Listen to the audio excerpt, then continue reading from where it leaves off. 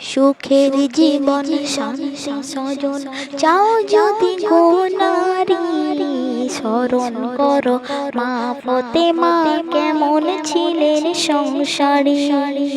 সুখের জীবন শান্তি স্বজন চাও যদি গো নারী, স্মরণ করো মা ফতেমা কেমন ছিলেন সংসারী।